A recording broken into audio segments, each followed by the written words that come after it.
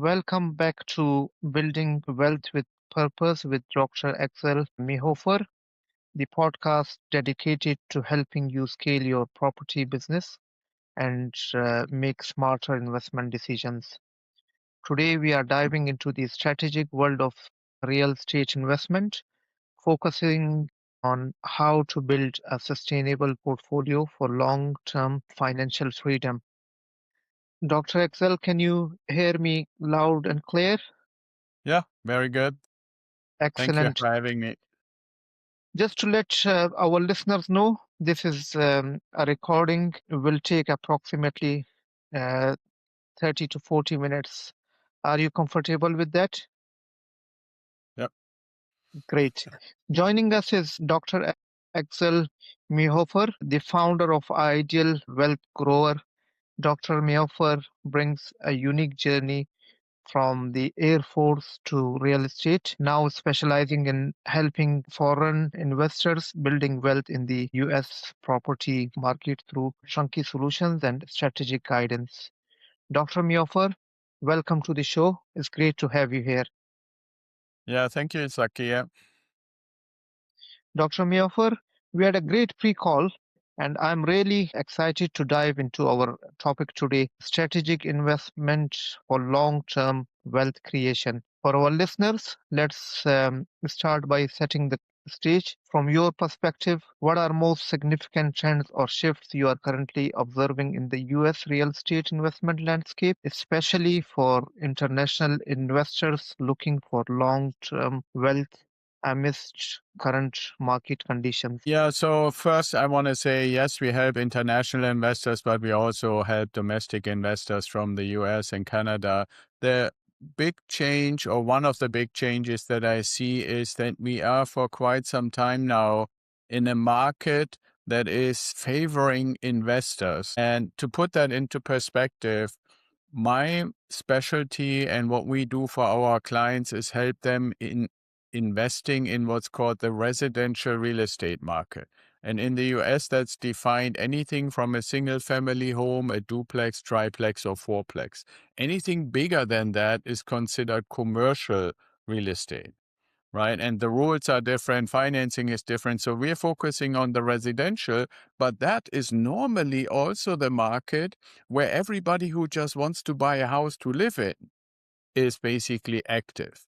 Now, because since the end of 2022, we have a consistent high interest level for mortgages, a lot of people that currently have houses and would like to maybe get into a bigger place can't do it or don't want to do it because of the high interest rate. And a lot of people who are living currently in apartments and want to maybe start a family or grow a family, and for that would like to move in residential real estate, either can also not really do it very easily because the monthly cost due to the high interest rate is kind of prohibitive. So the market is very favoring investors. And I need to say, part of the reason is that as an investor, I'm always looking, myself and my clients, to get a good deal where the numbers pencil out at the day when I buy. So if the interest rates were to come down in the future, the deal just gets better. But if it's already a good deal right now when the interest rates are relatively high, and that's what we obviously have to look for and need to look more than we used to in the past. So that's one of the changes. Then we have basically good deals for the long term. That is a really insightful overview.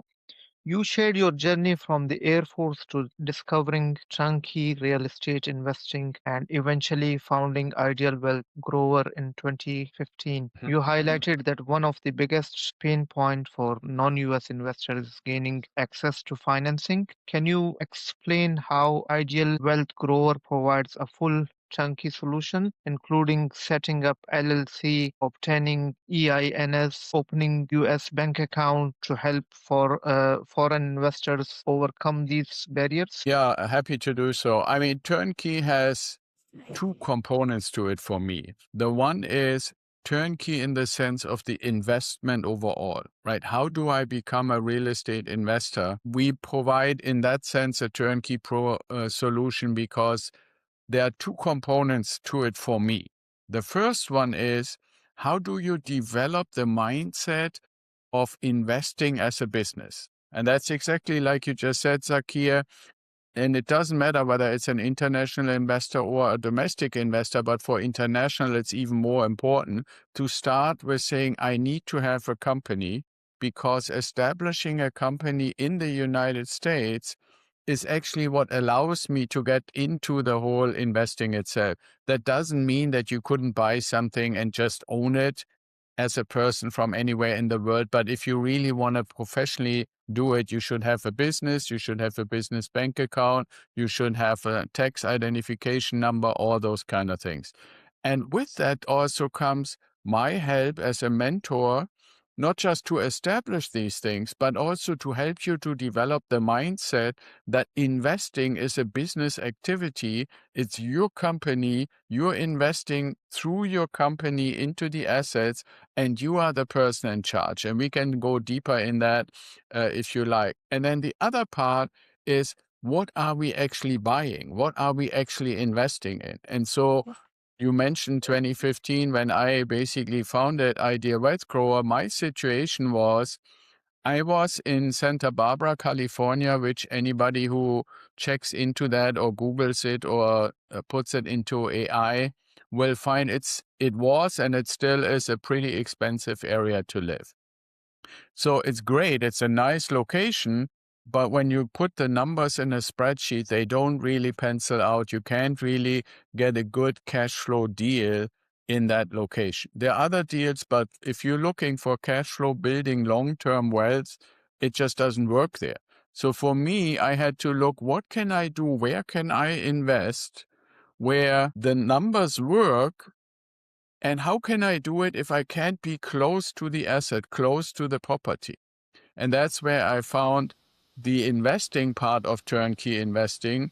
And just real quick for the audience, what that means is you're looking for a company, and I obviously help our clients. We have these companies and these relationships. But if you were to just start on your own, you would be looking for a company that has, on the one hand, a kind of like construction and renovation arm or division of the business. Then you would, under the same roof, have a real estate agency, basically buying and selling real estate under the same roof. And the third part is property management under the same roof. That's a real turnkey company.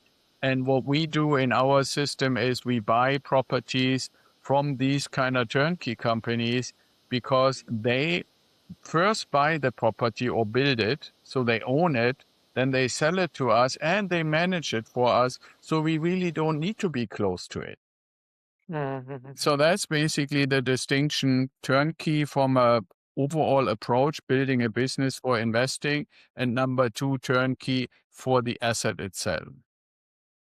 It's clear that your solution unlocks significant opportunities. You also pointed out that the US mortgage system offers a major strategic advantage through 30 years fixed mortgages with plenty free refinancing, which is less common in Europe. How Yes. does this feature benefit investors, particularly during period of high interest rates? And how do you advise clients to leverage these refinancing opportunities? Well, there's a couple of little facets to that. The first one is, it is very typical for residential real estate to go initially at least for a 30-year mortgage. The benefit, if you really put the numbers on a spreadsheet, is when the mortgage is a very long-term mortgage, the monthly payment, each individual monthly payment is relatively low. So when I said earlier, the numbers to pencil out, we always want to, number one, look, we don't want to pay the mortgage. The tenant that lives in the house that we bought is to pay the mortgage. Now, that's one thing. So obviously the mortgage needs to be lower than the rent. We also have to pay property management to manage the property for us. We need a little bit money aside for repairs and maintenance. We have to pay property taxes. We have to have the property insured. So those are all expenses. And the goal is to find a property where all these expenses taken together are still smaller than the rent. So that's basically the explanation of what is positive cash flow is, when I still have a little bit of money left after I paid for all expenses.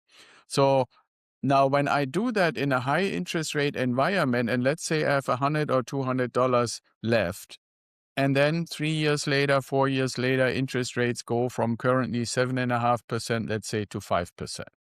That would potentially translate on an average house for the money that I have left at the end of the month to go from $200 to $500, Yeah. which is obviously a better deal for the investor, partially because obviously everybody likes to make a little extra positive cash flow. But when we think about strategically building a portfolio, we have to ask ourselves, where's the money going to come from after we bought the first property to be able to buy the next property? And it's, in my opinion, it's two things. And that's what I also mentor our clients for. The one is you should be saving a certain amount of your income for your investing portfolio. I'm a big fan of saying the minimum should be 10%. If you're younger and not have as many obligations, maybe you can even make it 15 or 20% of the money that comes in, you put aside into your investment bucket or whatever you want to call it. But then the other source, after you started your first investment, and let's just say you get $200 left over, even though we have high interest rates every month. That's another $2,500 a year that accumulates in your savings account together with your regular savings. Now, when we have this refinance event, let's say it jumps to $500 from $200. Now, every year you have $6,000, if nothing else changes, extra that you can use for the next house and the next house and the next house. I mean, you think about it, yes, the first house you buy, and then it might take 2 years until you have enough accumulated money to make the down payment for the next one. But now you have two that make you probably $6,000. So that's $12,000 a year plus your own savings. It might only take you 18 months to the third one, and only 15 months to the fourth one, and only 12 months to the fifth one. And at the fifth one, you're at the point where you basically can take your cash flow to buy a new one every year. Right. And so that's basically where this comes from. And the lower the interest rate gets, you asked me about the 30 years. If we close right now today for 30 years, and in 3 years, the interest rate goes down from 7.5% to 5%. And we lock it in again for either 30 years or 28 years or whatever the remaining time is. As long as it doesn't get any lower, we're good to go. We never have to change anything. And the tenants are basically paying the house for us. Should it go even below 5%, we might renew it again, let's say for 25 or 23 years or so forth. But what happens is our expenses go down. And the other aspect that the audience needs to think about, yes, we are nice people. Zakir is a nice person. Axel is a nice person. But there's a limit on how nice we are. And that's what I mean in the context of when somebody rents our house, and let's say Mm-hmm. they start with $1,500 a month. After they lived in the house for a year, it is completely normal to say, okay, the rent is increasing a little bit. Let's say we're going from 1,500 to 1,550, and then the Mm. next year to 1,600, 1,650, and so forth. A little bit every year, Agree. if for no other reason than just to, follow along with inflation. The interesting part on that is I mentioned the $200 cash flow, and then maybe when we can refinance $500 cash flow. Out of the increase in rent, about 80% comes in our pocket. Now, per year, if you increase your rent by $50, that's not that much. But if you think about it, you do this for 10 years and you have another $500 coming into your pocket every month, in Mm. addition to what comes in anyway, right? So if you think about why are we doing this? Why are we talking about all these numbers? There's something that I call the time freedom number. And that is basically the number, the amount of money if I were to say, Zakir, how much money do you need every month to pay for everything in your life, to pay for vacation, to pay for your car, to pay for, going out to dinner or gifts for your wife and your kids and so forth, there is probably a certain amount of money every month on average. And you might say it's $4,000 or $5,000 or $7,000. So what we can actually say, that is your current time freedom number. And as we're building our portfolio, we can look how many properties and how many rent increases does it actually take until our portfolio generates that income. And then you can say, okay, now not only do I have reached that time freedom number, but I've also reached the point where I can decide, do I still want to do the work that I've been doing? Or can I basically decide what I want to do with my time because I have that freedom since I know that the money is going to come in from my investments? That is incredibly valuable for long-term financial planning. Now let's address major mistakes investor makes. You identified two key pitfalls. First, not having a clear investment time horizon or defined financial goals. And second, relying too heavily on AI tools like ChatGPT for investment decisions without a real-world mentorship. Can you elaborate on these mistakes and how Ideal Wealth Growers mentoring programs provide the personalized guidance that AI cannot replace? Yeah, so the first one I have to say is a little bit a cultural thing, I believe, that has evolved. And it's not cultural in the sense of where you're coming from. It's more like how do we consume and have access to information, right? It used to be that if you really wanted to find out what's going on in the stock market, you had to buy the Financial Times or something like that. And then you looked into the papers about finances and they told you what the interest rates are and what the different stocks are trading at and stuff like that.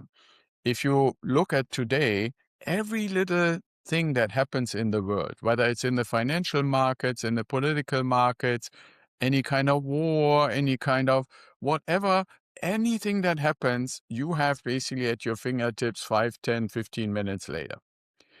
And there is a tendency, in my opinion, where people are constantly being inundated with information. Zakir, you should do this. Zakir, you should do that. Zakir, now this is the big thing. Everybody jumps on AI. Everybody jumps on the internet.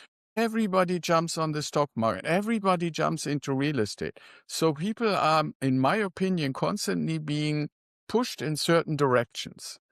And like you said, a long-term strategy to build generational wealth is not achieved. You're not going to be successful if you constantly jump around. If you say, okay, I understand what Axel told me in this podcast, so I want to start investing in residential real estate, then 6 months from now, you get inundated by the stock market is exploding. Everybody needs to come on board. Don't miss the opportunity, all these kind of statements.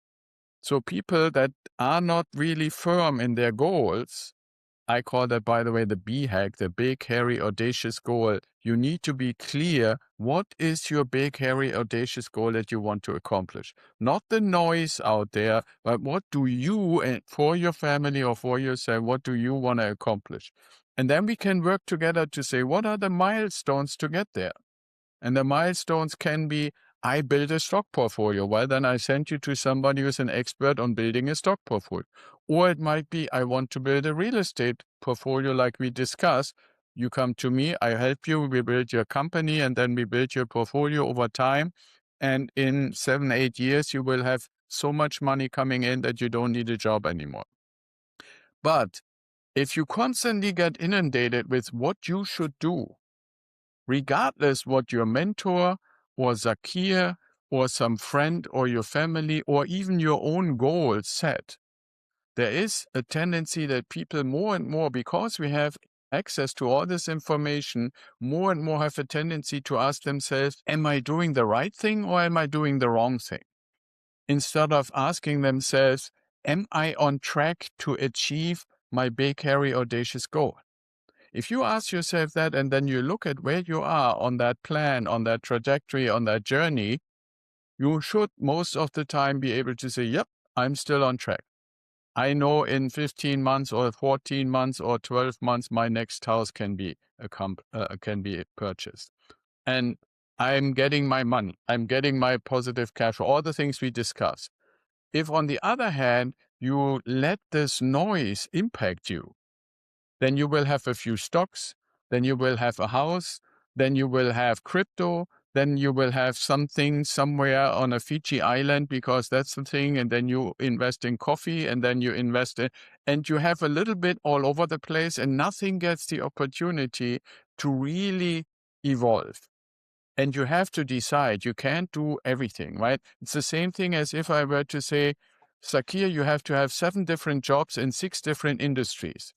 And everybody would say that's impossible. Well, the same thing is true. If you want generational wealth, you can't have it all over the place and jump around and have something new just because the media or the news is telling you this is the next big thing that everybody needs to be around. And if you ask yourself, what are examples? I don't know. I think we're both old enough to say there was this craze about Pokemon. Why Pokemon. everybody need Pokemon. Before that, for the even older people, there was something called Yamaguchi. Yeah, Remember that, where people were carrying around little stones? And then after the Pokemon, there was this craze about these little spinning thingies, right? That yeah. you spin, and they were like, I mean, I know these are not directly related to investment, but it shows and demonstrates that people get pushed to participate in something. And it's not what they want. It's not their strategy. It's not their plan. It's somebody else from the outside telling you what to do. And that's my biggest thing when we're talking about what mistakes do people do. They're not setting their plan together with a mentor to achieve their goal or their big, hairy, audacious goal.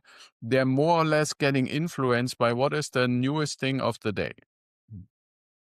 It sounds like a robust strategic approach is key. You also shared a crucial lesson, the danger of over diversifying too early by investing across too many different markets. Right. Instead, you advise investors to focus and rely on one strong market and build a reliable relationship with local service providers. Can you please explain why this focus approach is more effective for long-term wealth building? And it says that don't keep all your eggs in one bucket. Yeah. Okay. How does it help investors think like business owners rather than getting caught up in operational details? Well, the first thing I want to say is basically accomplishing or acquiring a certain depth of understanding, Mhm. right? If you make a decision like I made in around 2005 when I started my first business, that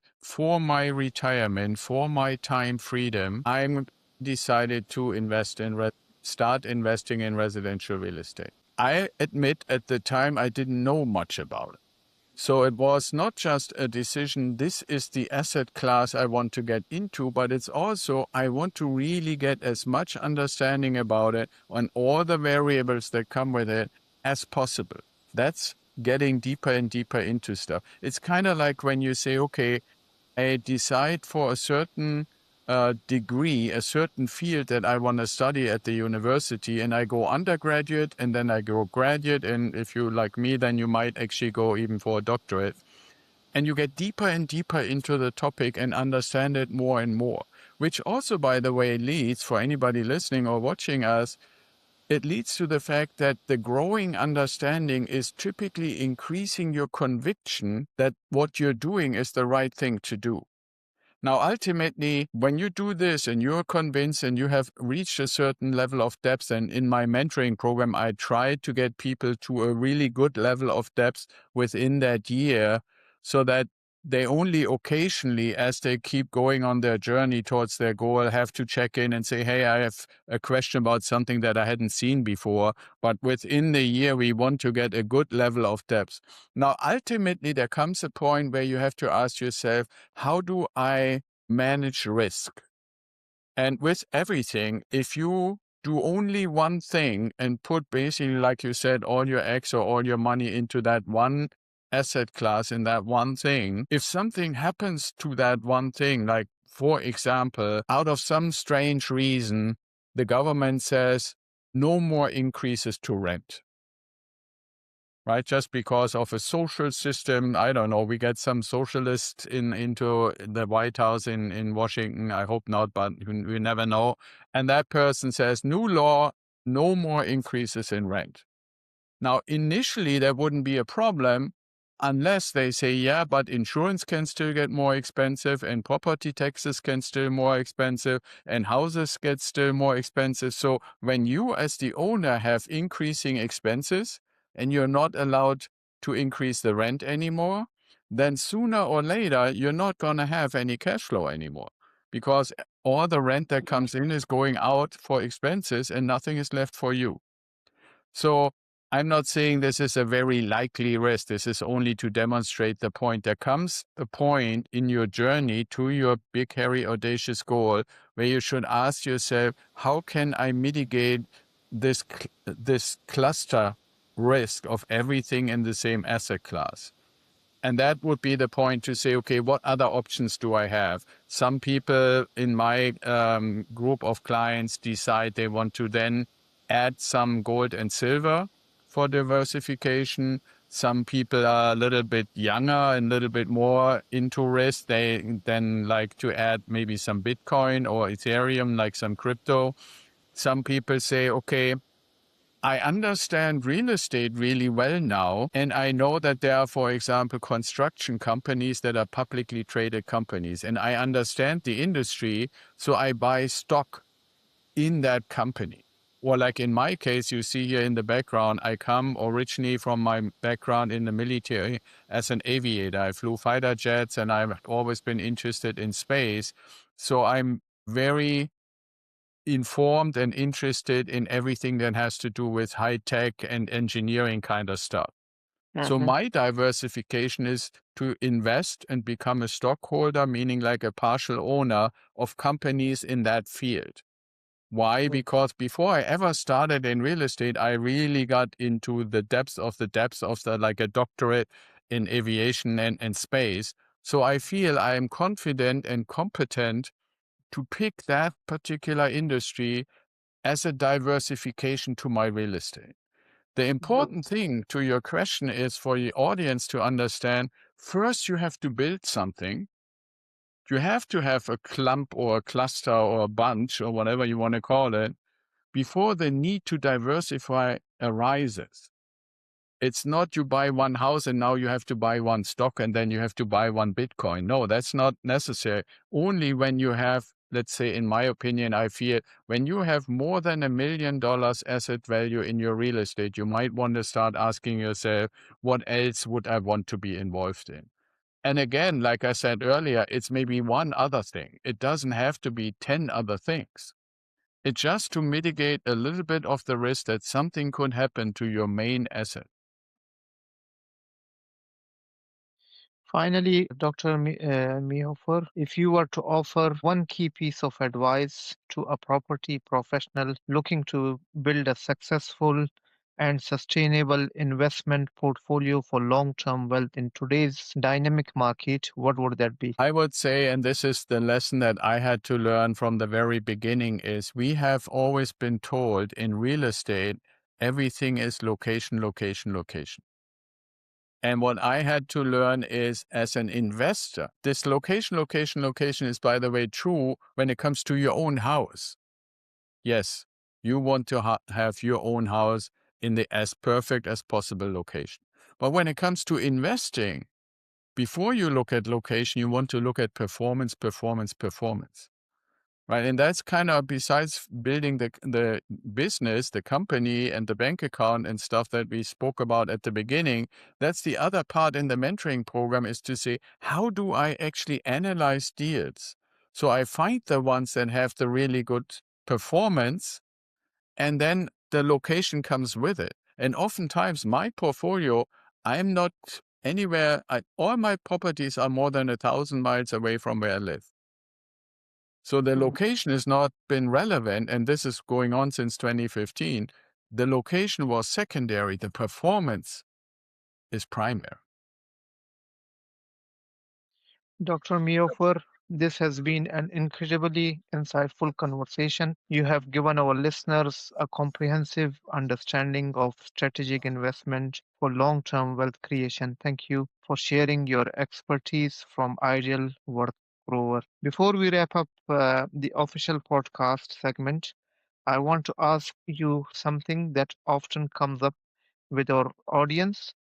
For many property professionals, the biggest challenge isn't just knowing what investment strategies exist, but consistently executing on them, particularly when it comes to consistently finding those profitable US properties and efficiently connecting with foreign investors who are ready to act.